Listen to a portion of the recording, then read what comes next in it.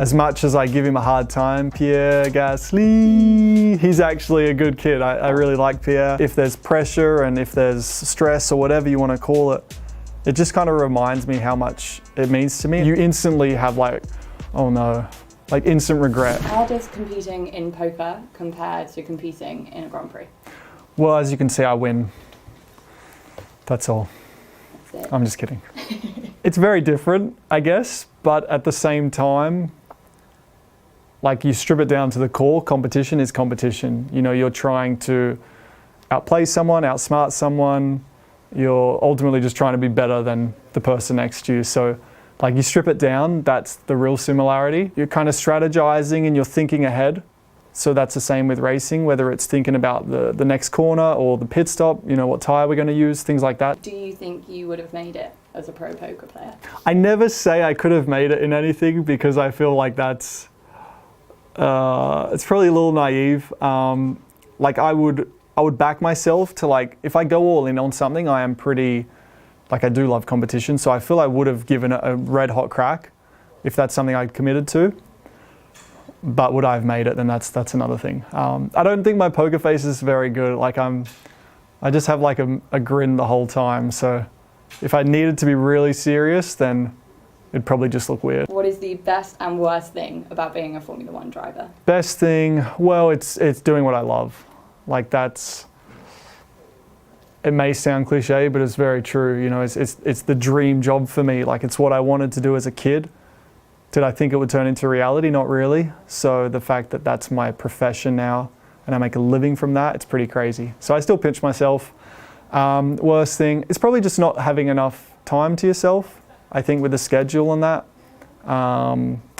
So that's probably like the worst thing. Obviously, there's a lot of pressure. How do you deal and cope with that? You know, you kind of find ways to enjoy it, and pressure builds because it's, I guess ultimately like it means something to you. Like if pressure is building, then the reason for that is because it's something that you love or care about. So, you know, if there's pressure and if there's stress or whatever you want to call it, it just kind of reminds me how much it means to me and how much I care about it, and also how much I've put into it. So all these things and feelings that come out kind of motivate me, and I'm like, all right, well, I've put everything in, so now let's make it work. So I kind of use it as fuel, and yeah, it's a bit of a privilege, I think, to feel pressure as well, because it's, as I said, it must mean something dear to you. So it's cool to have feelings so strong about something. Certainly in the paddock, as you did with that space hopper, you also have a lot of fun. Have you ever kind of gotten in trouble for your antics? I don't think so, at least not in F1, but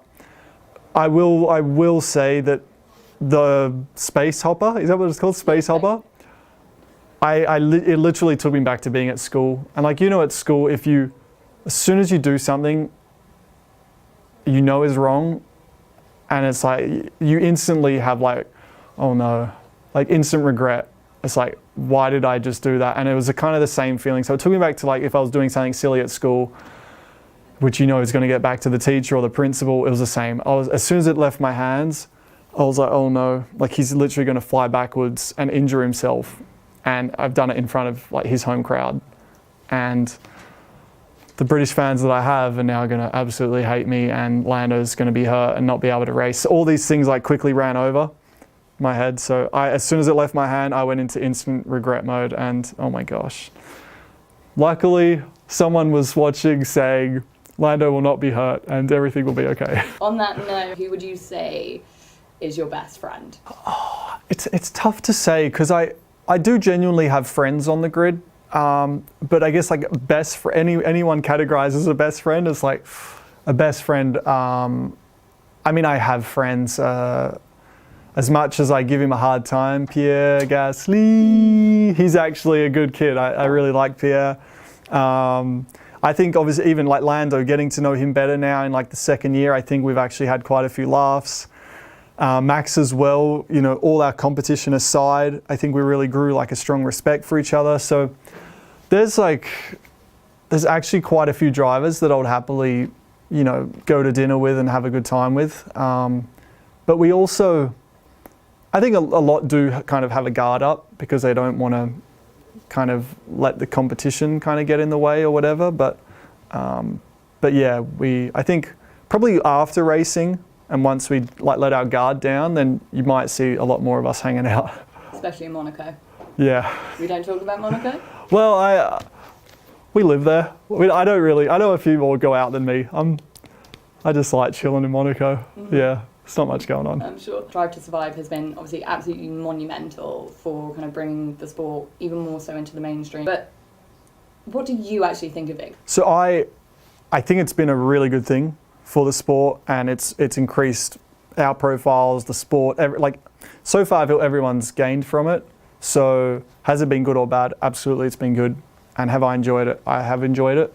I think like the only thing I'll say is that like season like last year, like 2021 was one of the most crazy F1 seasons that I can remember.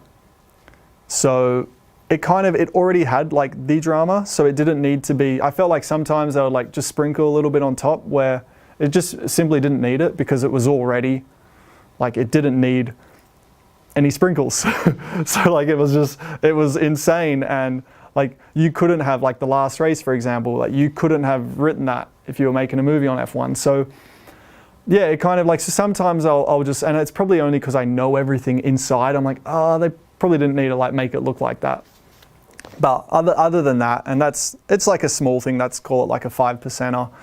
I think for the rest, it's been good and it's been fun. And I think they have respected our space. You know, they're not going to come into a room and film us if we say, no, this is not a time to film this or whatever. Like they've been very respectful. Is that kind of a direction that you possibly see your career moving towards, you know, once you retire? I haven't thought that.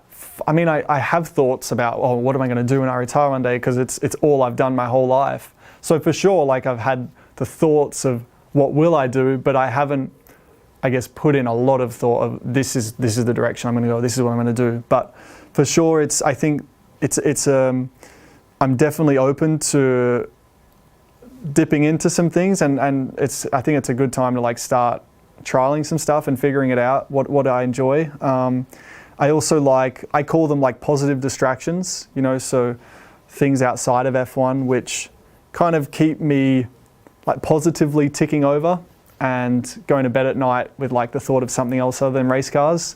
But yeah, the Hulu things, it's cool. It was an opportunity that came up, and it was once I got to understand who was behind it and the people on board, then I was like, okay, this is going to be kind of cool. So it's going to be like basically a fictional TV series about Formula One, and I'll be lending advice, and again, to try and make it fun and cool, because it will be fiction, but to make sure that it's still in line with maybe, you know, what actually happens in the sport. And so that's like, I think as well, I never thought that driving a race car would lead to some of these opportunities. So that's where I'm just like, they're cool pinch me moments. And I also kind of have the attitude of like, why not? Like, it's a cool opportunity, so why not? Sprinkle a bit of Danny Breck magic. Yes, there we go. Final question.